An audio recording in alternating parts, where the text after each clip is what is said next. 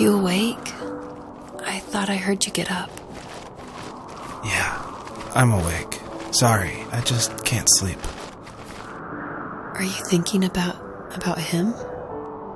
Yeah, a bit. Usually get back to sleep, my love. I'm fine. No, it's okay.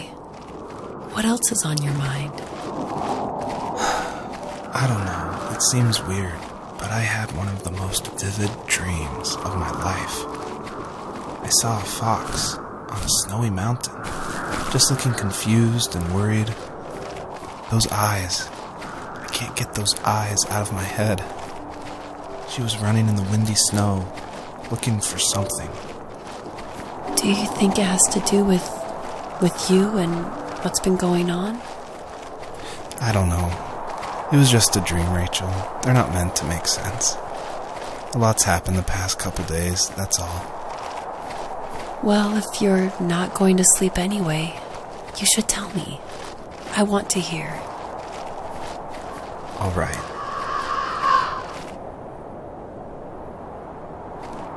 So, not far from her home, she followed that path to something unexpected.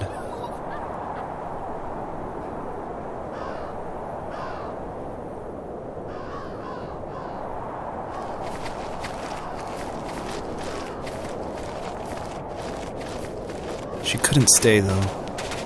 She had to find her other 2 children. So she took that path. She followed it towards something ancient. Something with answers.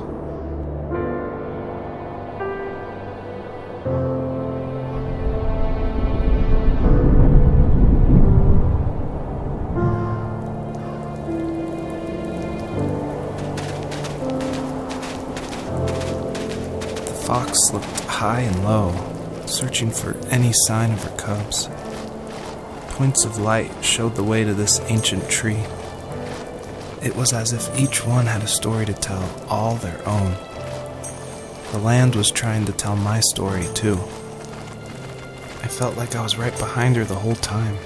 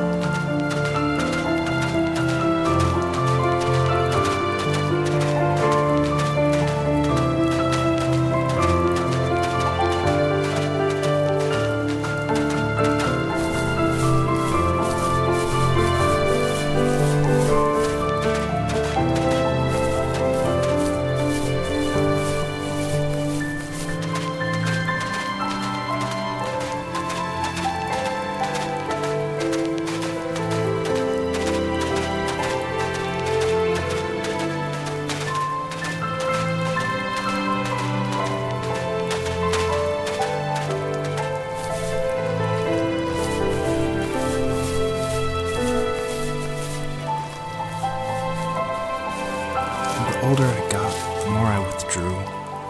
I asked myself, why talk to anybody anyway? Why bother when I'm happy by myself? I started drawing a lot, mostly animals I saw in the woods by my home. I then imagined designing my own hideouts with things like TVs and pantries full of chips and cookies. I think that idea of leaving home and drawing blueprints started my career. I found a lot of solace in that. I'm not surprised, but I did the same thing, you know? There's something special about having a place to call your own. And now look at us. Well, if you count renting in an overpriced city. It's as close as we can get for now.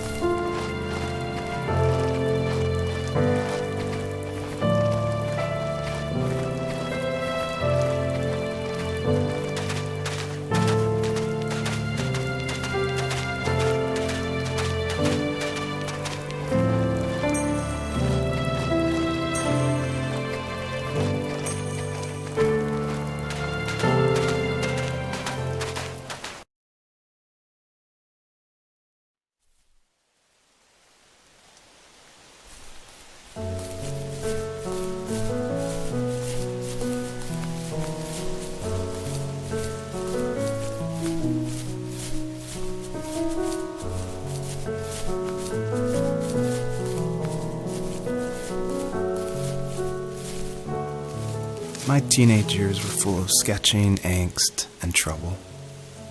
I wasn't popular or unpopular. Maybe just forgettable. I guess that gave me a sense of freedom, so I hung out with crazy kids, doing crazy things, even though I mostly just watched the chaos ensue. We did it all. Put fireworks in mailboxes, hide roadkill in people's garages, break windows of the barber shop in Anchorage. My dad was furious, but he was so busy working he couldn't do much to stop me from going out. I think being an adult means there's no one to stop you making hard decisions. He had to make a living, and he couldn't be in two places at once. Yeah, I realize that now. But at the time, I was sure he was more interested in growing his business than what was going on with me.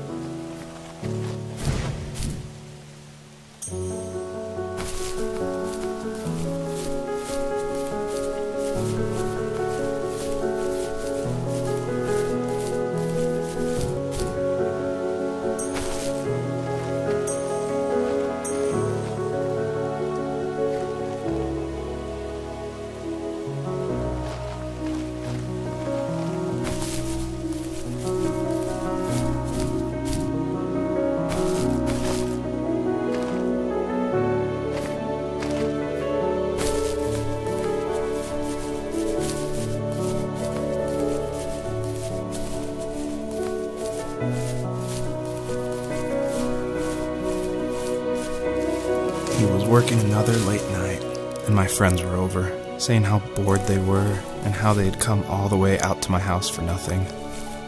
One of them mentioned how that old, ugly beyond belief truck was still in the garage, and how we should take it for a spin. I was only 15, so I kind of fought it for a while. The next thing I knew, we were careening around the mountain path, rocks spitting onto the sides of the cliff, while my dad's cringeworthy bluegrass blared out the speakers. I drove while my friends were in the back of that yellow and purple truck, throwing beer bottles and trash at anything remotely interesting. Felt like I was soaring in the air with borrowed wings. But all good things have endings. A cop outside of Eagle River pulled us over after he saw us in a bottle rocket into someone's yard. What followed was a long night of talking to disappointed adults and feeling smaller than ever.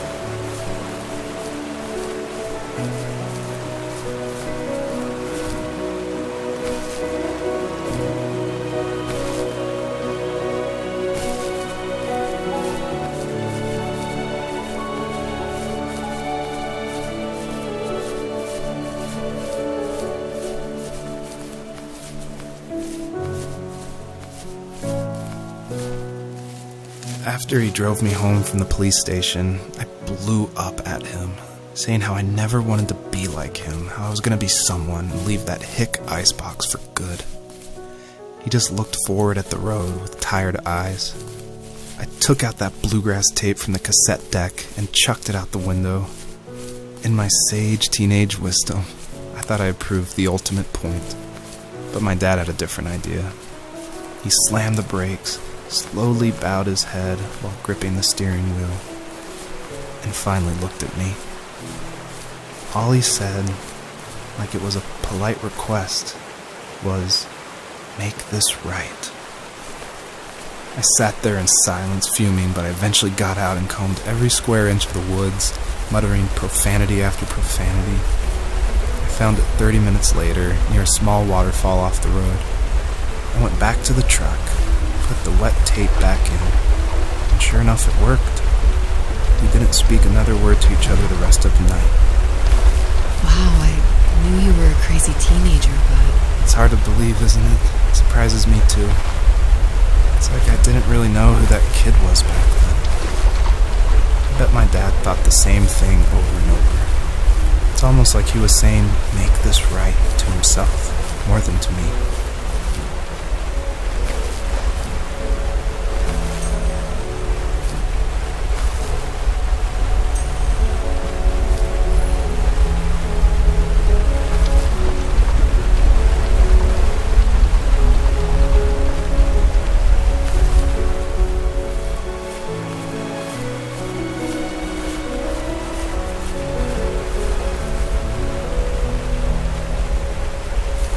My friends would laugh about that night and talk about how crazy it was, and I laughed along, pretending it didn't bother me. But it did. I imagined my friends growing old in the bush, unable to find that thrill in those godforsaken ice fields. It's like those mountains were a literal wall, keeping me from leaving, where all I would have to look forward to are lumber yards and evening beers. I had to climb over. That was my only goal for a long time.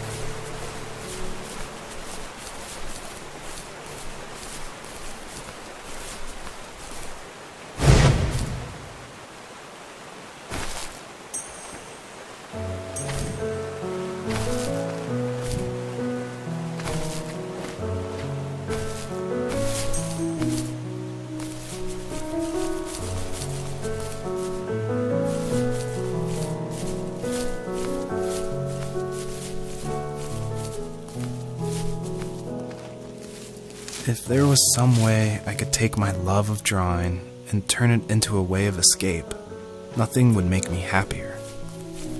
I wanted to create instead of tearing trees down. I wanted to move to the lower 48, not because I hated it there in Alaska, but I hated the idea of it. It's like all of that spite inside me had created this monster which followed me around my whole teenage years. I put so much energy into doing what others didn't expect of me. Why did I do that? There's one fact you're forgetting, though. If you didn't have that fire in you, we probably would have never met.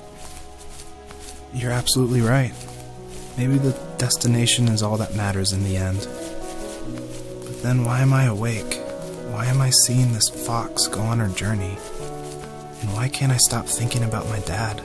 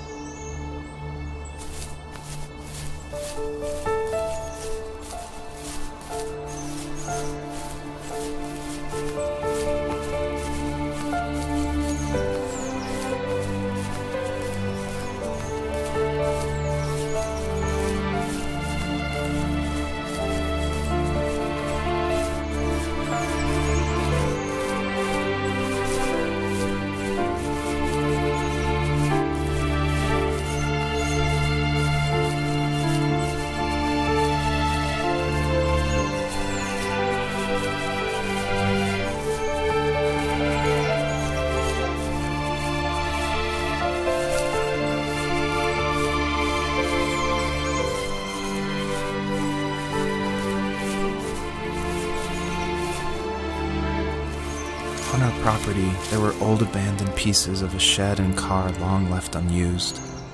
I used to ask him all the time who those people were that left all this junk, and I'm sure he got so tired of hearing it that he made up some elaborate stories how a brown bear ate them and haunted the woods afterwards.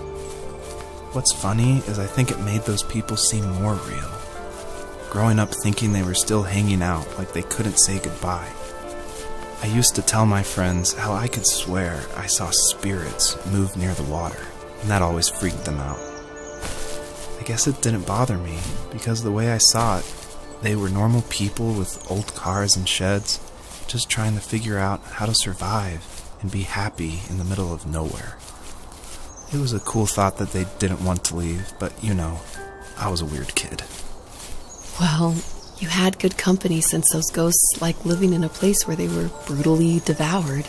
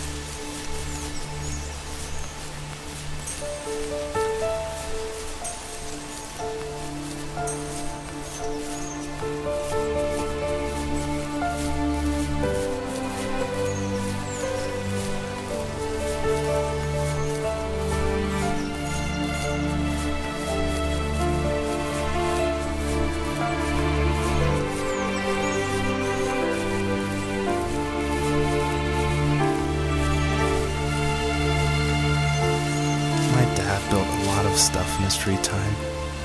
If he wasn't watching fly fishing or reading Tom Clancy novels, he was carving something.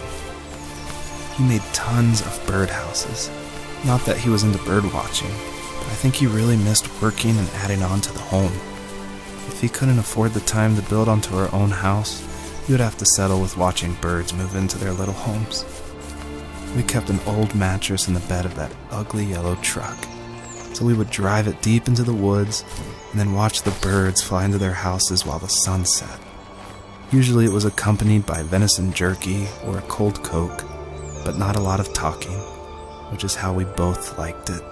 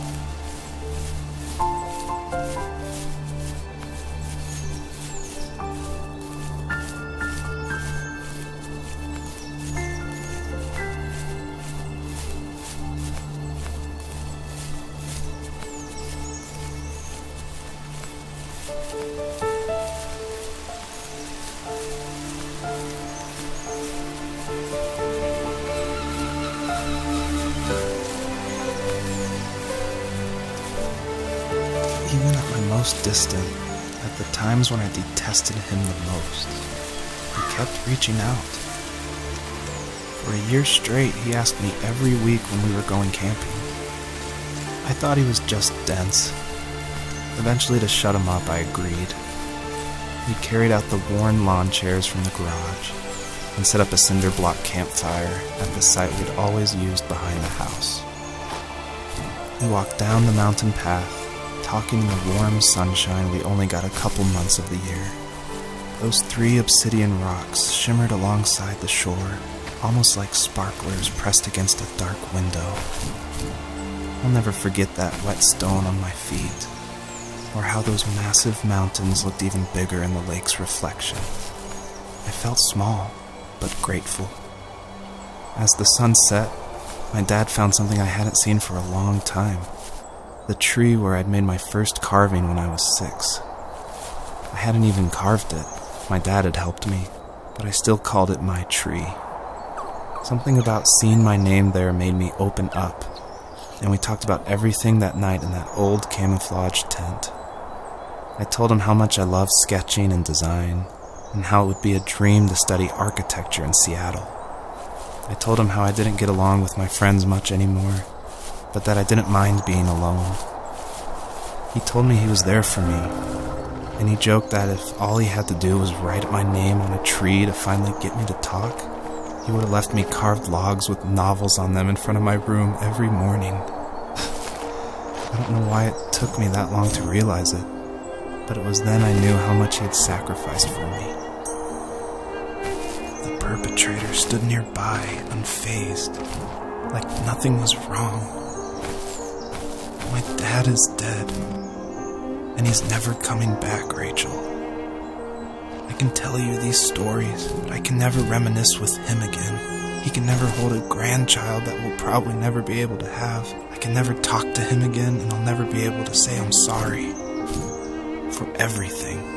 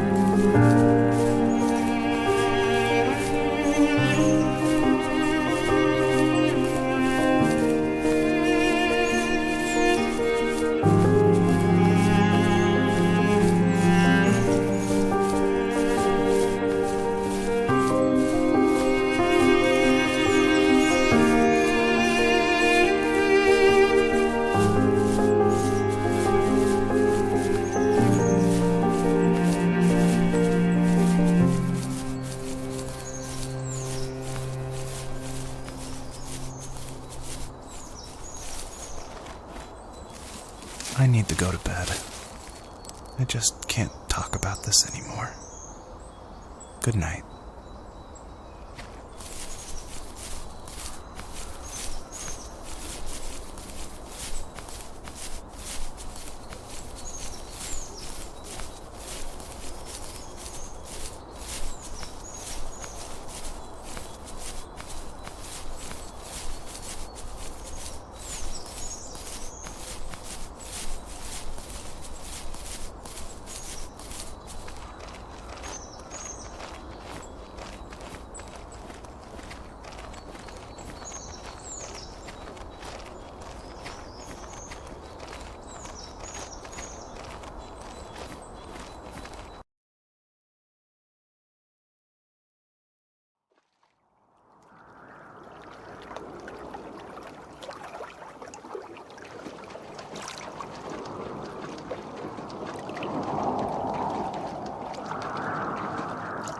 Joseph, you can't go to sleep feeling like this. I'm sorry for everything, and I know you need space, but I'm here for you. You don't need to feel so lost. Joseph, have I ever told you what my mother was like?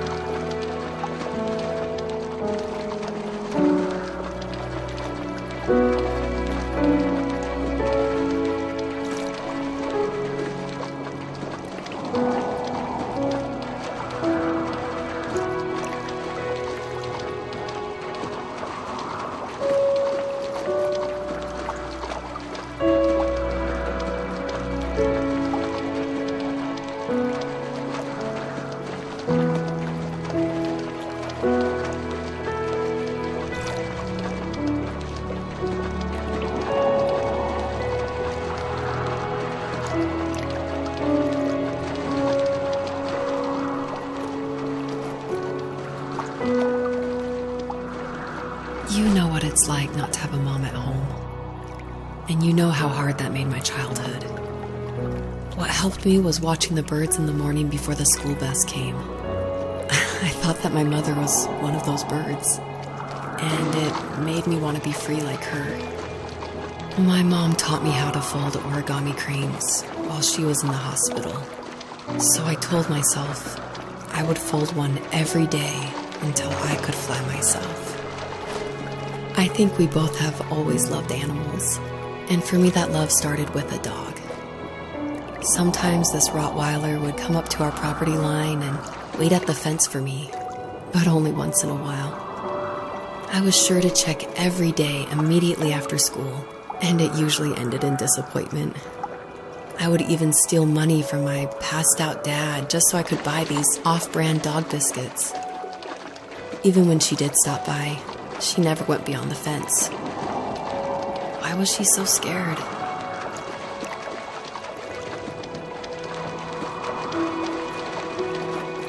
I think my dad was the opposite of your dad in almost every way, except he was in the military as well. He coped with alcohol of every kind. The trailer started falling apart, he got angry, and I withdrew.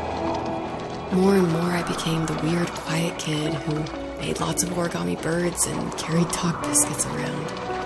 I think we were pretty similar when it came to being the weird kids. And that same sincerity in college was one of the reasons I was so drawn to you. Life got worse and worse, and at one point, I really didn't think I could survive another day with my soul still intact. I had no real friends, let alone neighbors, since we lived in the middle of nowhere. I should have talked to my teacher, but I was scared what he would do if he found out. As I waited for the school bus one morning, I walked around until I found something in an abandoned shed. Something I can't put into words.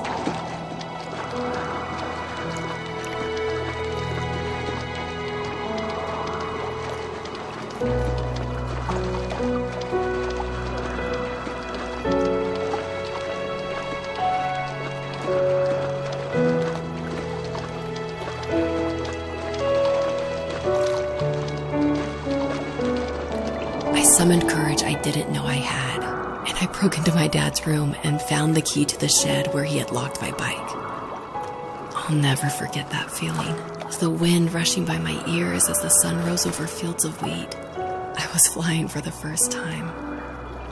I biked as far as my legs could take me until I found a house that felt friendly, and that felt like home. Those strangers helped me in so many ways. And if it wasn't for them, I wouldn't have found my foster family. And if it wasn't for my parents, I wouldn't have met you.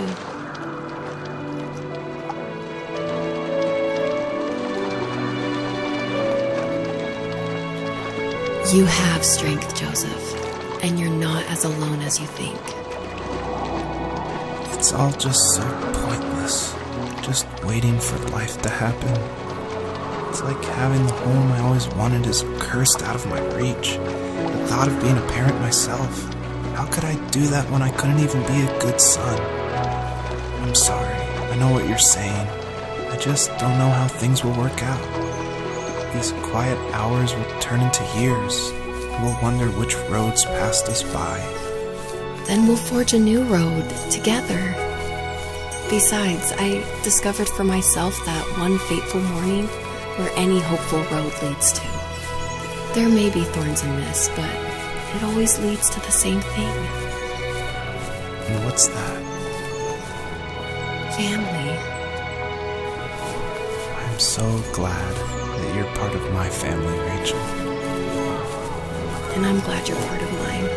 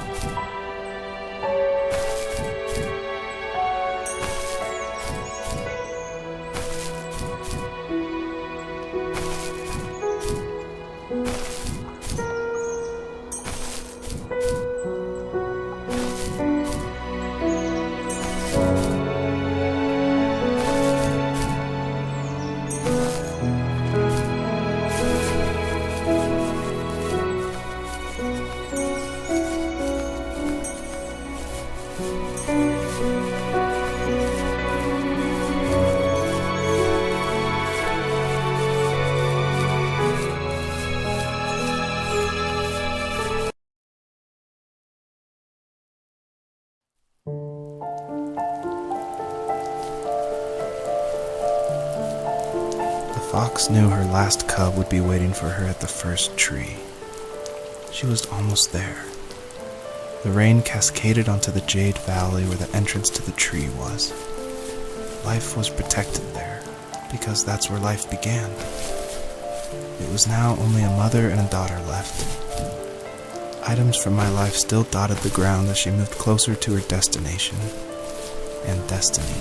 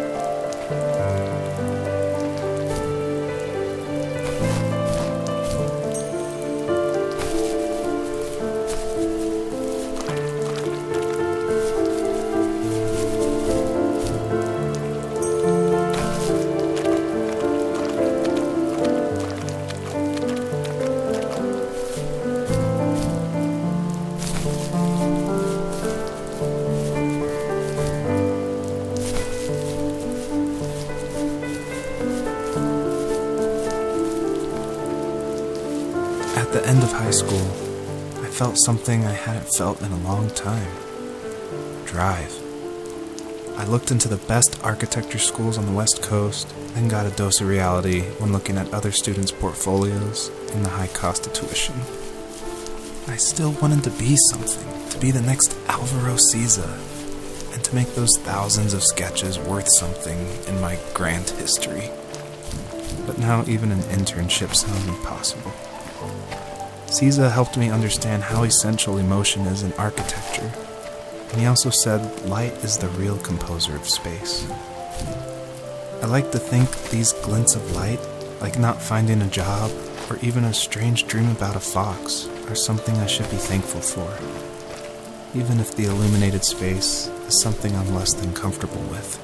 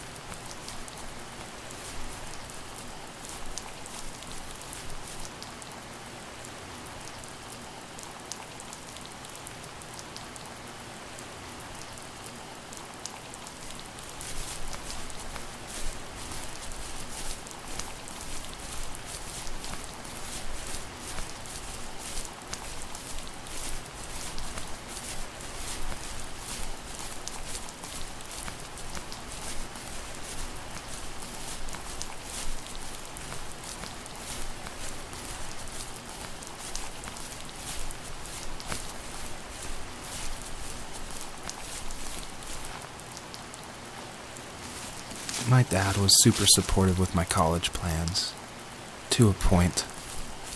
Things were okay until this terrible accident happened. I guess a forklift flipped over due to a bad axle, and it crushed one of the workers there. My dad didn't eat for days, even though he wasn't directly involved. It devastated him. Not only did it hurt the business, but it just freaked him out. He would talk in his sleep, muttering things about firing people and saying sorry. One fateful day he approached me, said that since my school search wasn't going well, I should finally be a man and take over the family business. He said one day he was going to die, and that all of his work, sacrifice, and even that man's life would be wasted in vain. I just lost it.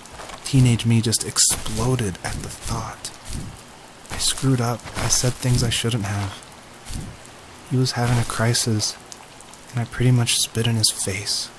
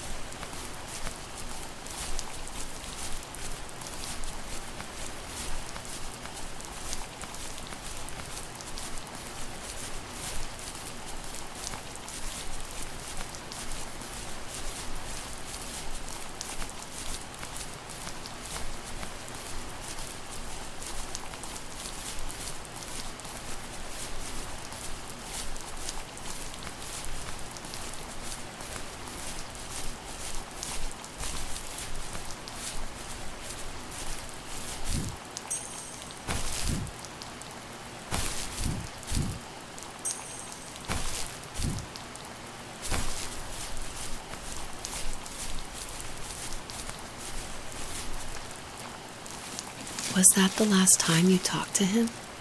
No, I called on holidays, and he would call on my birthday. I guess we acted like nothing ever happened, which was stupid. Didn't want to ask about his lumberyard, and I'm sure he didn't want to ask about my job search. I never went back and visited. I think the last conversation we had was about what movies we had seen and what exactly a best boy is in the credits. I thought he would be here so much longer.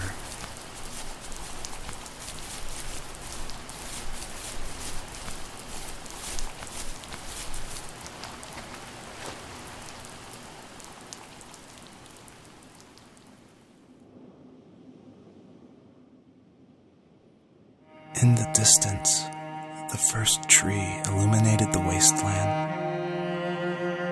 She couldn't go home anymore. She did the only thing she was capable of. Moving forward. My dad died alone in the middle of the wilderness. I should have been talking to him more. I should have done a lot of things differently.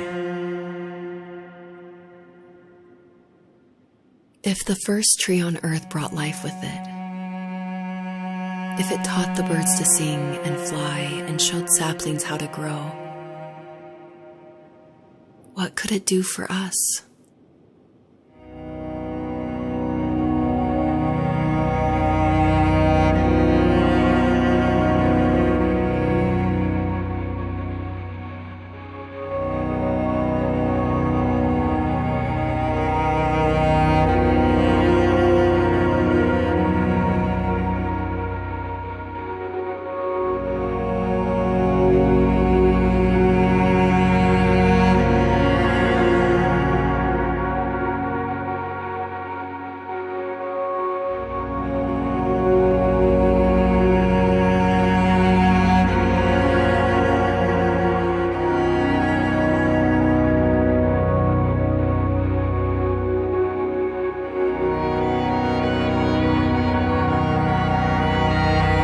Was a letter I received yesterday from a name I didn't recognize, with a quote I can't stop thinking about.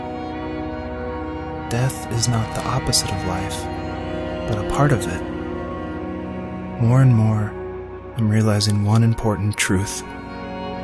Each of us have our own journey to the first tree, but sometimes I'm not sure I'm ready to take that first step. You already have my love.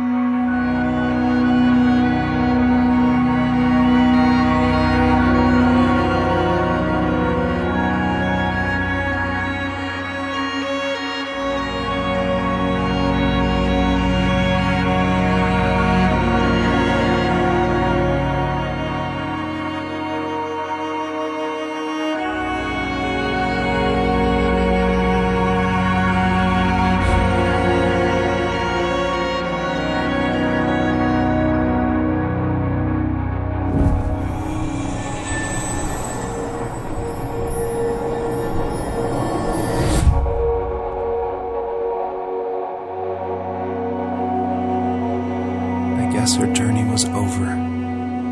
But I have no idea. It was only a dream, a distraction from tomorrow. I don't think dreams normally bring back to memory so many important feelings. Maybe it was just a dream, but it was also a gift. Yeah, I suppose. But tomorrow we're getting on a plane to the last place on Earth I want to be. The only person that would have made the trip worth it is gone. You're going to see him and be with him one last time before you say goodbye. I have one last quote for you by Emerson, sealed in an imaginary letter from me to you. It is the secret of the world that all things subsist and do not die, but only retire a little from sight and afterward return again. Go to sleep, my love. We have a big day tomorrow, but I'll be there with you every step of the way. Thank you. Thanks for listening. Good night, Rachel. Good night, Joseph.